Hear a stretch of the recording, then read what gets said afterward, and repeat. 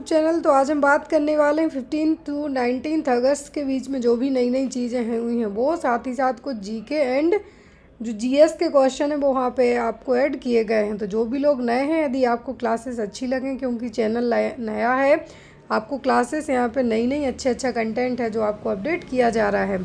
तो यहाँ पर आज हम टोटल जो टॉप 50 एमसीक्यू बेस्ड क्वेश्चन पढ़ने वाले हैं। आपको क्वेश्चन हिंदी प्लस इंग्लिश दोनों फॉर्मेट में हैं ताकि आपको समझना ईजी रहे। और इवन कुछ क्वेश्चन जो अभी अगस्त फर्स्ट वीक एंड जुलाई एंड में एग्ज़ाम हुए हैं, उन पेपर्स में से भी निकाले गए क्वेश्चन हैं जो आपको बहुत ही हेल्पफुल रहने वाले हैं। फर्स्ट क्वेश्चन है यहाँ पर हमारा, in 2025 which Indian author made history by becoming the first Kannada writer to win the international Booker prize for her short story collection. 2025 में किस भारतीय लेखिका ने अपने लघु कहानी संग्रह के लिए अंतर्राष्ट्रीय बुकर प्राइज़ है जो जीतने वाली पहली कन्नड़ा लेखक है जो बनी है। अभी तक कोई भी कन्नड़ा राइटर हैं जो उनके लिए जो इंटरनेशनल बुकर प्राइज़ है वो नहीं मिला है, लेकिन इस बार जो बुकर प्राइज़ मिला है वो किसको मिला है? ऑप्शन में किरण देसाई, अरुंधति रॉय, झुम्पा लाहिरी या फिर बानू मुश्ताक। तो जो बुकर प्राइज़ है जो कि दिया जा रहा है 1969 से, बुकर प्राइज़ की शुरुआत हुई थी 1969 से। कब से? 1969 से इसकी शुरुआत की गई थी। और ये जो लास्ट सेरेमनी हुई थी, तो यहाँ पर जो 2025 में मिला है, जो 2025 की जो राइटर को मिला है वो मिला है बानू मुश्ताक को, जो कि कन्नड़ा की राइटर है, जो कि शॉर्ट है, जो क्या है, जो कि शॉर्ट में क्या करती हैं, स्टोरी का कलेक्शन करती हैं, स्टोरी राइट करती हैं। तो एक तरीके की हिस्ट्री की भी हो गई कि पहली कन्नड़ा राइटर हैं जिनके लिए इंटरनेशनल बुकर प्राइज़ है जो मिला है उनकी छोटी लघु कहानियों के कलेक्शन के लिए। नेक्स्ट है यहाँ पर, which constitutional amendment granted constitutional status to the panchayati raj system in India. तो आपने नाम सुना होगा पंचायती राज सिस्टम। तो पंचायती राज सिस्टम है, जो पंचायती राज व्यवस्था है, संवैधानिक संशोधन ने भारत में पंचायती राज व्यवस्था को संवैधानिक दर्जा प्रदान किया है। कौन से अमेंडमेंट एक्ट में पंचायती राज व्यवस्था को क्या मिला है? यहाँ पर संवैधानिक दर्जा है जो मिला है। 86 amendment act, 73 amendment act, 42 amendment act या फिर 44 अमेंडमेंट एक्ट। तो जो संवैधानिक दर्जा मिला है पंचायती राज सिस्टम को, किसको? पंचायती राज व्यवस्था के लिए ये मिला है 73वें, किसमें? 73वें अमेंडमेंट एक्ट में, जो हमारा पंचायती राज सिस्टम इंडिया का, उसमें जो हमारा कॉन्स्टिट्यूशन है, अलग अलग एक्ट में अलग अलग चीज़ों के दर्जे दिए गए हैं। तो जो पंचायती राज व्यवस्था को दर्जा दिया गया है, संवैधानिक दर्जा मिला है, वो मिला है 73वें अमेंडमेंट एक्ट में। According to the 74th Constitutional Amendment Act, who has the power to classify an urban area as a municipal corporation, municipal council और नगर पंचायत? तो 74वां कॉन्स्टिट्यूशनल क्या है? 74वां संविधान संशोधन अधिनियम है। किसी शहरी क्षेत्र को नगर निगम, नगर परिषद या नगर पंचायत के रूप में वर्गीकृत करने का अधिकार किसके पास है? तो कोई भी अर्बन एरिया है, शहरी क्षेत्र है, शहरी क्षेत्र को नगर निगम, नगर परिषद या नगर पंचायत के रूप में वर्गीकृत करने का अधिकार किसके पास है? भारत के राष्ट्रपति के पास, राज्य के मुख्यमंत्री के पास, शहरी कार्य मंत्रालय के पास या फिर राज्य के राज्यपाल के पास।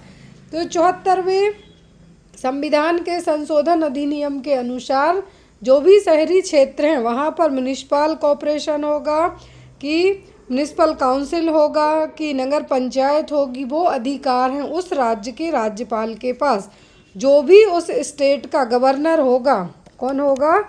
जो भी उस स्टेट का गवर्नर होगा उसके पास से अधिकार होंगे। नेक्स्ट है यहाँ पर, India contributed to which international agreement in 2025 aiming to mobilise $200 billion annually by 2030 for global biodiversity conservation।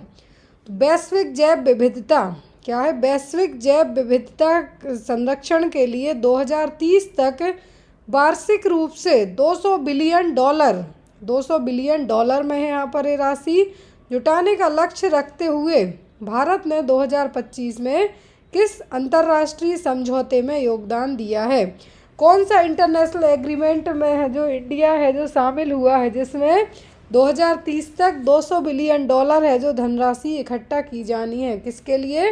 Biodiversity conservation के लिए, जैव विविधता के लिए।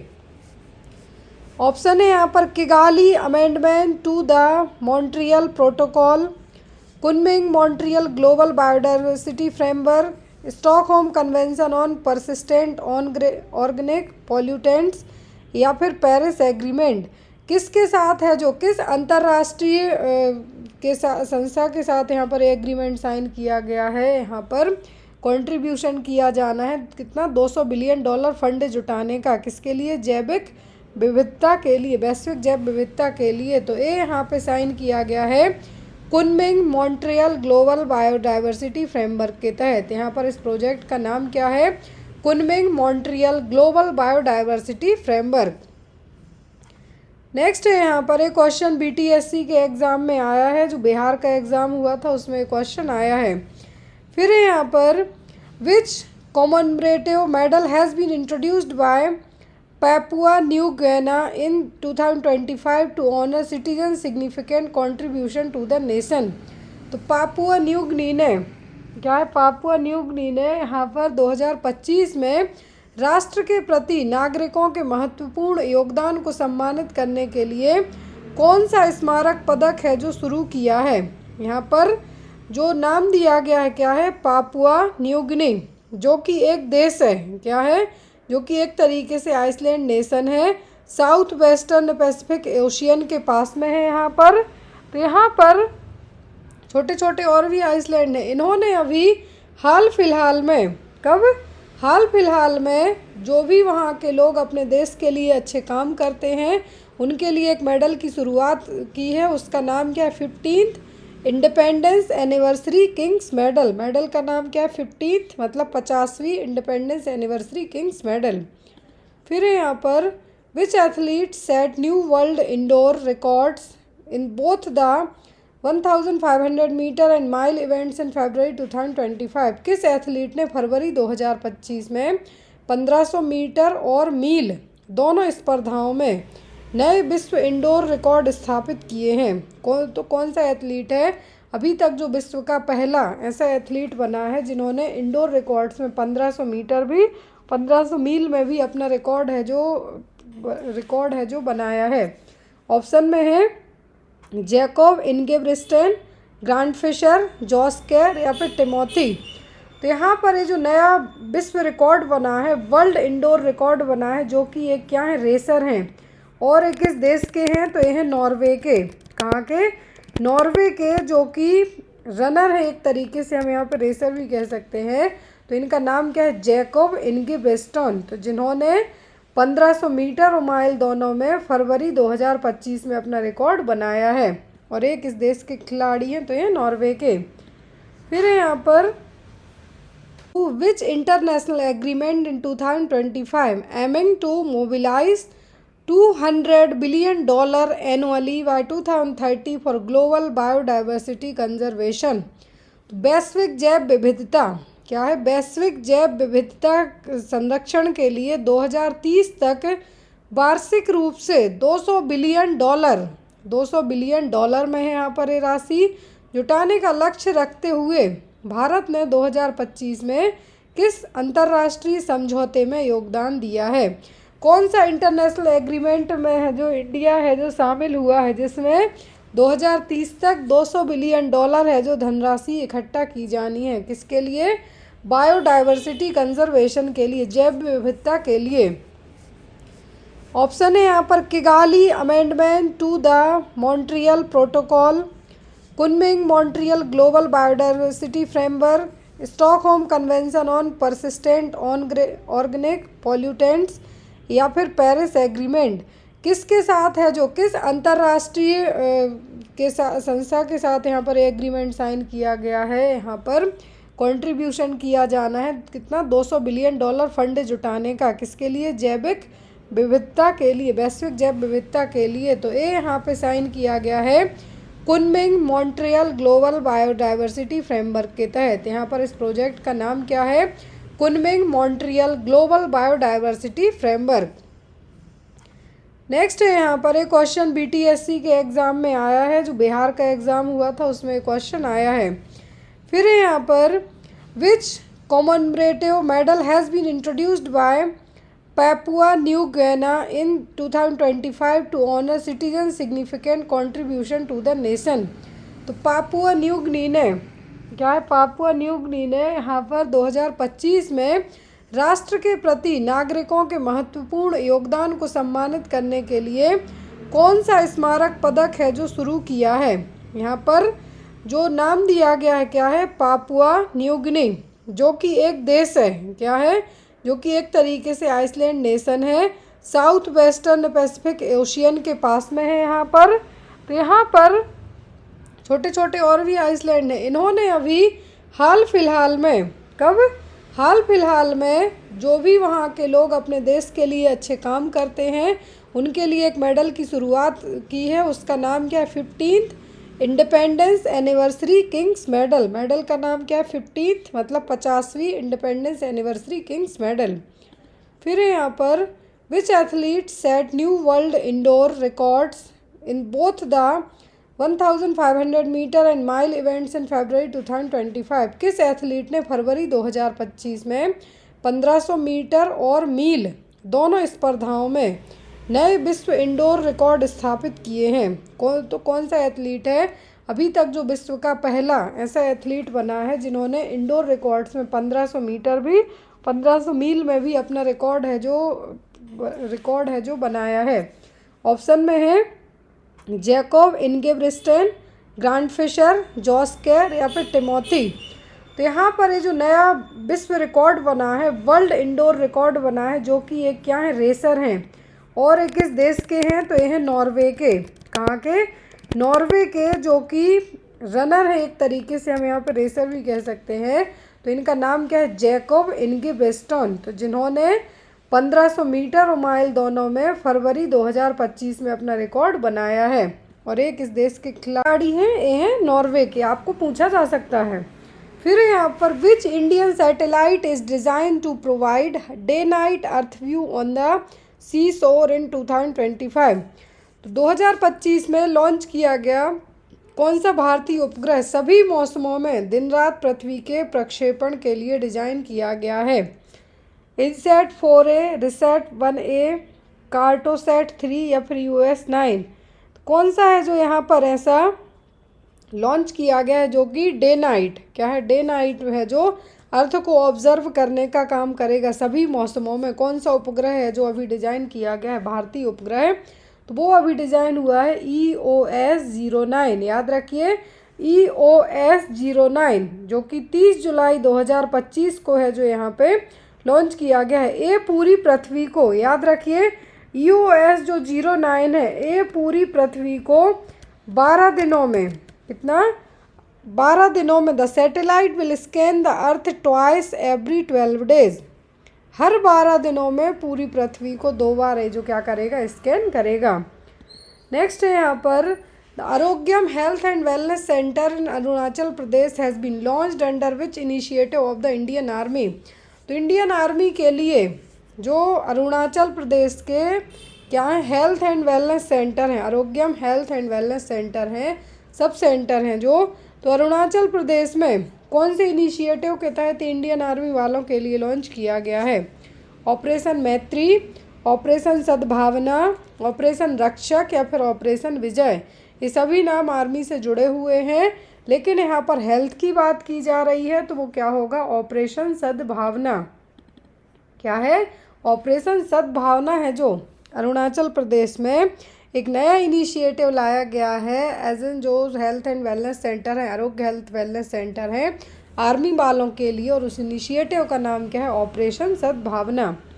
फिर है यहाँ पर what is the name of the scheme announced by the prime minister on independence day to boost formal job creation. औपचारिक रोजगार सृजन को बढ़ावा देने के लिए स्वतंत्रता दिवस पर प्रधानमंत्री जी द्वारा घोषित योजना का नाम क्या है? इंडिपेंडेंस डे को 15 अगस्त को मोदी जी ने लाल किले से अभी तक का सबसे लंबा है जो भाषण दिया था, आई थिंक 103 मिनट का रहा है। तो यहाँ पर उस स्पीच में उन्होंने अपनी एक नई योजना के बारे में भी बात की है फॉर्मल जॉब क्रिएशन को लेके। तो उसका नाम क्या है? प्रधानमंत्री विकसित भारत रोजगार योजना, आत्मनिर्भर रोजगार योजना, प्रधानमंत्री गरीब कल्याण रोजगार अभियान, या फिर प्रधानमंत्री श्रम योगी मानधन योजना। जो हमारे मोदी जी जिन्होंने 15 अगस्त के दिन इंडिपेंडेंस डे के दिन लाल किले से एक योजना के बारे में बात की है, उसका नाम है प्रधानमंत्री विकसित भारत रोजगार योजना। इस योजना का फ़ायदा किन किन को मिलेगा, क्या क्या होगा, तो वो भी हम बात करेंगे। बट इस योजना का नाम याद रखिए आप, लॉन्च हुई थी 15 अगस्त के दिन। मोदी जी ने लाल किले से इस योजना के लिए क्या किया था, लॉन्च किया था, और उन्होंने कहा था कि ये योजना उन लोगों के लिए है फॉर बूस्ट फॉर्मल जॉब के लिए। इसके तहत जो 3.5 करोड़ जॉब हैं विद इन 2 ईयर में क्रिएट की जाएंगी। कितनी?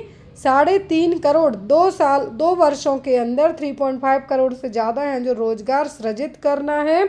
और सीधा यहाँ पर सबसे अच्छी चीज़ ये है कि जो डायरेक्टली कैश इंसेंटिव भी प्रोवाइड किया जाएगा जो एम्प्लॉई और एम्प्लॉयर हैं, मतलब जो काम कर रहे हैं और जो काम दे रहे हैं, दोनों के लिए यहाँ पर क्या रहेगा, सीधा 15 हज़ार का आपको एज अ इंसेंटिव के तौर पे दिया जाएगा।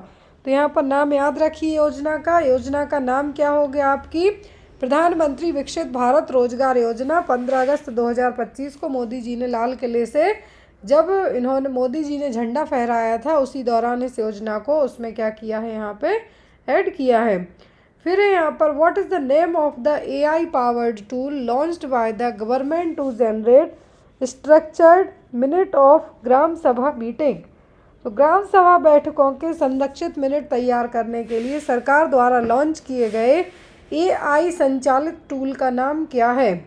यहाँ पर जो भी ग्राम सभा है वहाँ पर अब AI टूल है जो यूज़ किए जाने हैं, तो उस AI टूल का नाम क्या है? सभासार, सरपंच संवाद, ई ग्राम मिशन, या फिर विकसित पंचायत, क्या नाम रखा गया है इसका?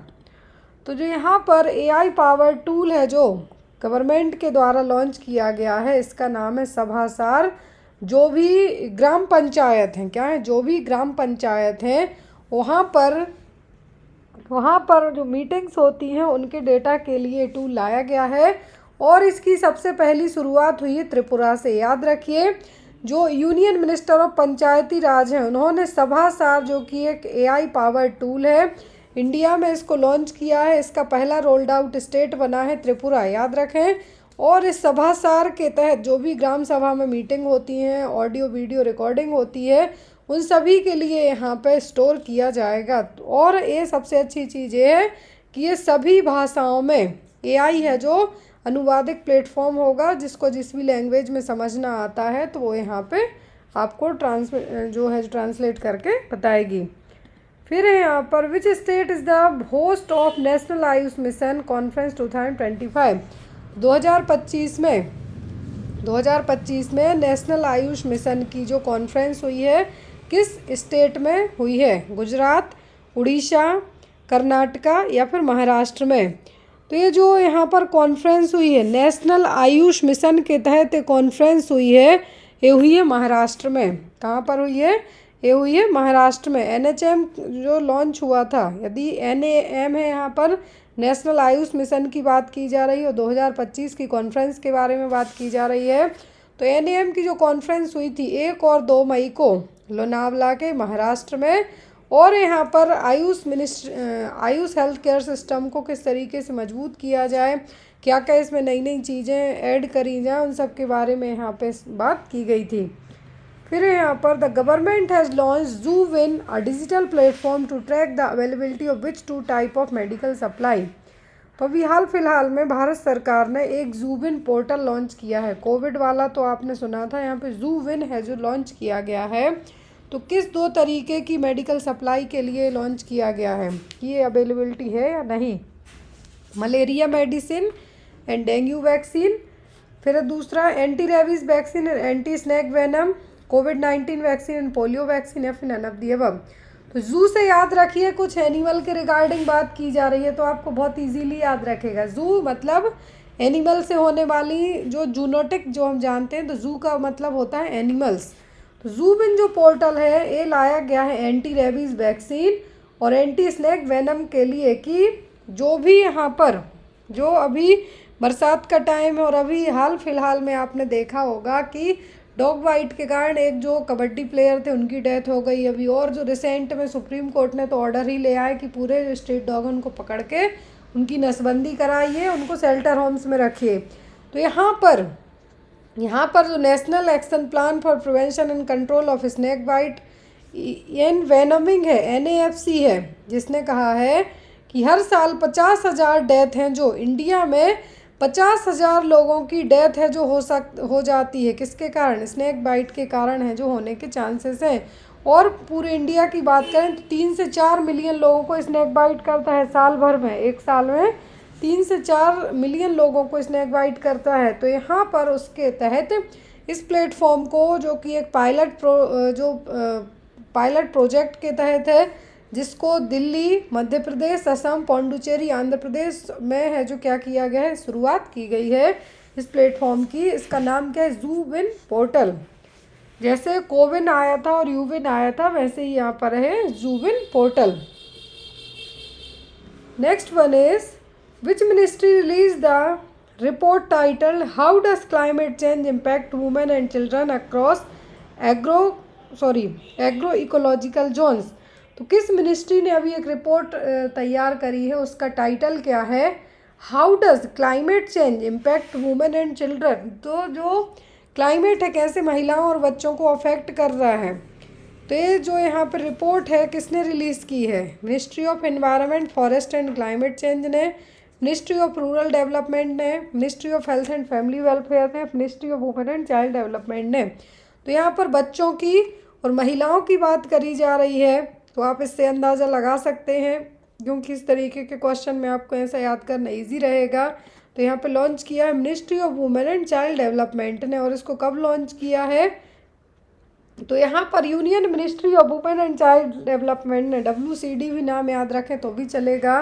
तो यहाँ पर इंडिया में 20 एग्रो इकोलॉजिकल जोन बनाए हैं अलग अलग क्लाइमेट को लेकर, जैसे झारखंड, गुजरात, महाराष्ट्र, आंध्र प्रदेश, जो कि 5 है जो एग्रो इकोसिस्टम्स हो गए, इनके अलग अलग हैं।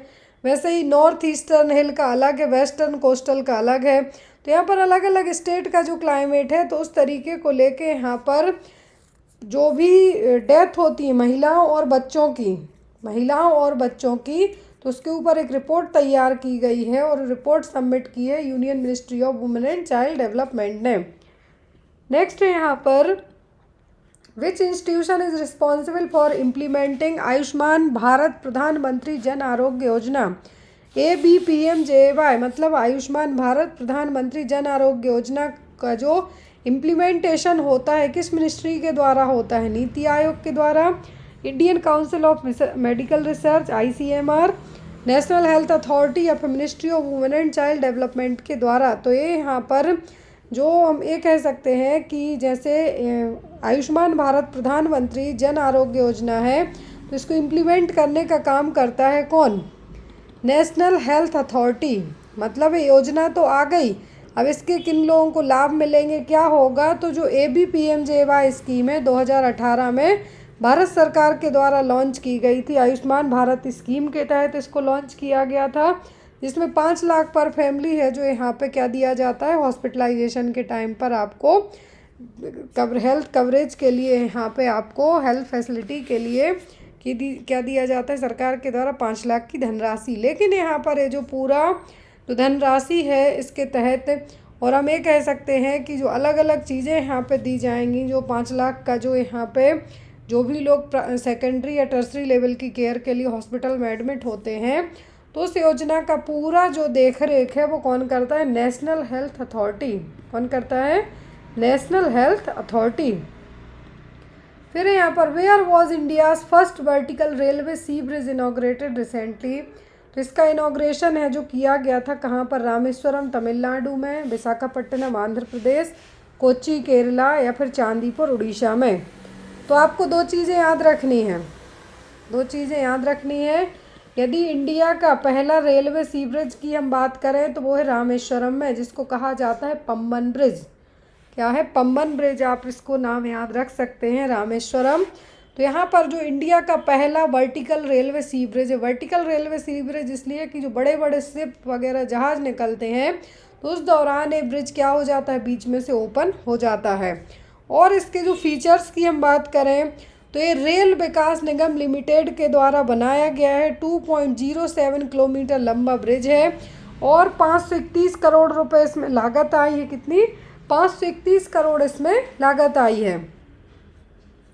और जो पुराना पंबन ब्रिज था पहले बना था, लेकिन 1964 के साइक्लोन में तो ये बच गया था ये ब्रिज, जो कि 2013 में बना था। पहले ये बना था, ओल्ड जो रेलवे ब्रिज था पहले बना था, लेकिन 2007 में क्या हो गया था, यहाँ पे इसमें बहुत सारी चीज़ों में प्रॉब्लम हो गई थी साइक्लोन के कारण।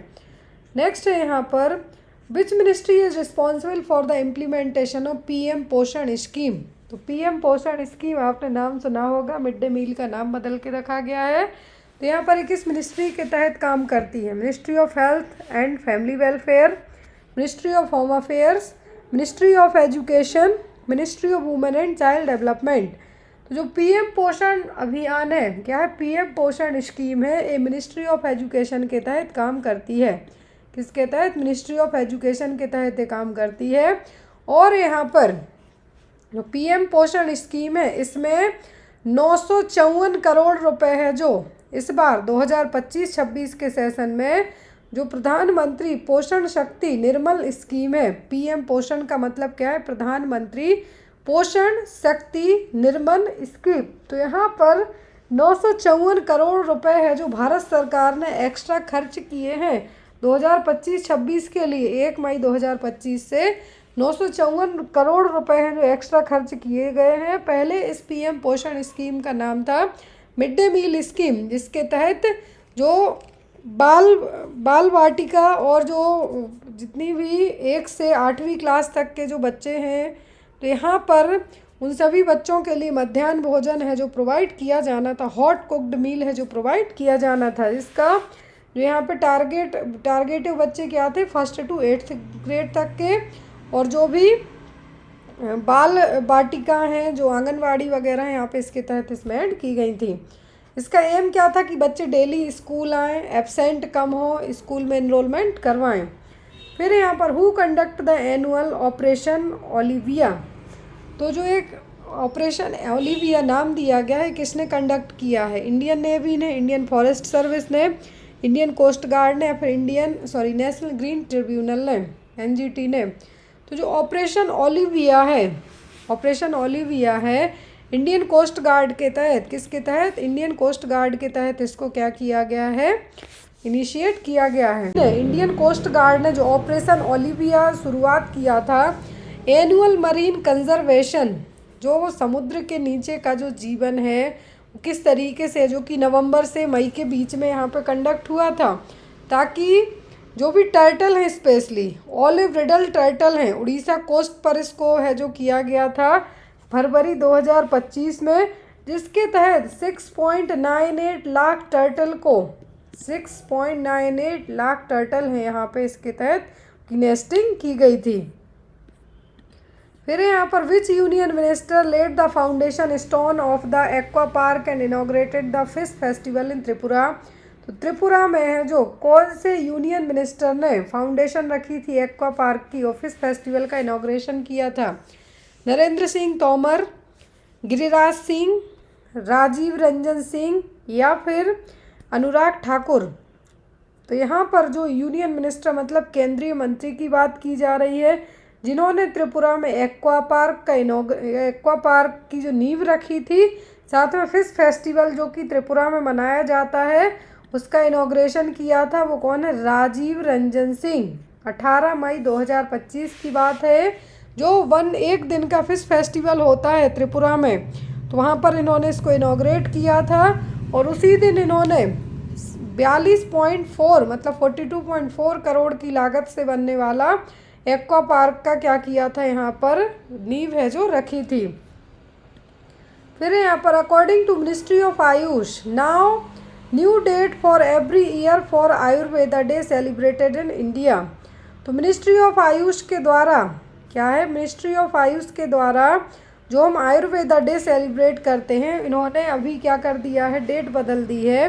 तो नई डेट कब होगी, जब हम आयुर्वेदा डे है जो सेलिब्रेट करेंगे 23 सितंबर एवरी ईयर, 25 अक्टूबर एवरी ईयर, 23 जून या फिर 28 सितंबर एवरी ईयर। तो हम जो आयुर्वेदा डे है, क्या है, आयुर्वेदा डे है, तो अभी रिसेंट में 2025 में मिनिस्ट्री ऑफ आयुष ने क्या है, मिनिस्ट्री ऑफ आयुष ने ये डे है जो बदल दिया है और ये डे किया गया है अभी कौन सा, 23 सितंबर। हर साल है जो हम 23 सितंबर को क्या है, हर साल हम 23 सितंबर को क्या मनाएंगे, आयुर्वेदा डे। पहले हम धनतेरस, जो हमारा इंडियन कल्चर है एज़ पर दैट, जो धनतेरस होता है दिवाली के पहले, उसमें हमें मनाते थे, बट अभी एक फिक्स डेट कर दी गई है, वो क्या हो गई है, 23 सितंबर हर साल। फिर यहाँ पर who has taken oath as the 52 CJI of India. तो इंडिया के जो 52वें नंबर के CJI हैं वो कौन है, ऑप्शन में जस्टिस भूषण रामकृष्णा गवई, रंजन गोगोई, संजीव खन्ना या फिर दीपक मिश्रा। तो जो CJI हैं, कौन है, CJI हैं इंडिया के, वो कौन है अभी, तो यहाँ पर जस्टिस भूषण रामकृष्ण गवई क्या हैं, रामकृष्णा गवई हैं, जो 52वें नंबर के CJI हैं, चीफ जस्टिस ऑफ इंडिया हैं। तो यहाँ पर आपको याद रखना है नाम कौन, भूषण गवई या फिर भूषण रामकृष्णा गवई, जिनका पूरा नाम है, जिन्होंने 14 मई क्या है यहाँ पे 14 मई 2025 को शपथ ली थी। क्लियर। नेक्स्ट है यहाँ पर एक चीज़ और याद रखें कि ये पहले कौन है, फर्स्ट बुद्धिस्ट हैं जिन्होंने इस पोस्ट को है जो अपॉइंट किया है। यहाँ पे आपको याद रखना है बुद्धिस्ट, जो बुद्ध धर्म का पालन करने वाले होते हैं। तो यहाँ पर पहले बुद्धिस्ट हैं CJ गवई, जिन्होंने इंडिया के 52वें नंबर के CJI बने हैं। फिर यहाँ पर who among the following organise the Arogya 2017 first international exhibition and conference on AYUSH and wellness sector. तो पहली है जो पहला इंटरनेशनल एग्जीबिशन है जो आयुष का और वेलनेस सेक्टर का, आरोग्य 2017 है, जो किसने यहाँ पे ऑर्गेनाइज किया है, FICCI ने, आयुष मंत्रालय ने, फार्मेक्सिकल ने या फिर ओनली A&C ने। तो ये यहाँ पे किया है FICCI और फार्मेक्सिल ने। तो यहाँ पे आप आंसर अपना D है जो लॉक कर सकते हैं। फिर यहाँ पर राष्ट्रीय Karmayogi Jan Seva programme is launched by which ministry. तो राष्ट्रीय कर्मयोगी जन सेवा है जो किस मिनिस्ट्री के द्वारा लॉन्च किया गया है, आयुष मंत्रालय के द्वारा, वुमेन एंड चाइल्ड डेवलपमेंट के द्वारा, मिनिस्ट्री ऑफ होम अफेयर्स या फिर नन ऑफ द अबव, इनमें से कोई नहीं। तो जो राष्ट्रीय कर्मयोगी जन सेवा प्रोग्राम है, इसकी शुरुआत की है किसने, आयुष मंत्रालय ने। किसने की है, आयुष मंत्रालय ने राष्ट्रीय कर्मयोगी जन सेवा को है जो शुरू किया है, जो कि यहाँ पर सिटीजन सेंट्रिक और जो कंपनसेटेबल है जो वर्कफोर्स है जो हॉस्पिटल में, ये सभी चीज़ें अवेलेबल करवाई जा सकें। फिर यहाँ पे आप एक इमेज देख रहे हैं, जो इमेज से नाम जान गए होंगे तो बहुत अच्छी बात है। क्वेश्चन है यहाँ पर who has been appointed as the new comptroller and auditor general of India. CAG कौन है, CJI होता है चीफ जस्टिस ऑफ इंडिया, यहाँ पर comptroller and auditor general of India कौन है, अमित सिंघानिया, SS दुबे, दीपक मिश्रा या फिर K संजय मूर्ति। तो यहाँ पर ये जो आपको दिख रहे हैं महान शख्स ये हैं K संजय मूर्ति, जो कि इंडिया के CAG हैं, comptroller and auditor general of India. Clear है। नेक्स्ट है यहाँ पर first Indian women to win Booker prizes. तो भारत की जो पहली महिला हैं जिनको बुकर प्राइज़ मिला, हमने शुरुआत में पढ़ा था फर्स्ट क्वेश्चन, जो बानू मुश्ताक यहाँ पर ऐड है इसीलिए मैंने इनको हाईलाइट कर रखा है। तो इनको 2025 में मिला, लेकिन भारत की पहली महिला जिन्होंने बुकर प्राइज़ जीता था वो कौन थी? अरुंधति राय, शबाना आज़मी या फिर ऑल ऑफ दी अबव? तो बानू मुश्ताक को तो 2025 में ही मिला है, कन्नड़ा राइटर हैं जो। ये है अरुंधति रॉय, यहाँ पे जिनकी आपको इमेज दिख रही है, ये है अरुंधति राय जो कि फर्स्ट बुकर प्राइज़ विनर हैं। कौन है? फर्स्ट बुकर प्राइज़ विनर हैं वो कौन है? अरुंधति रॉय। तो यहाँ पे आपको इनका नाम है जो याद रखना है।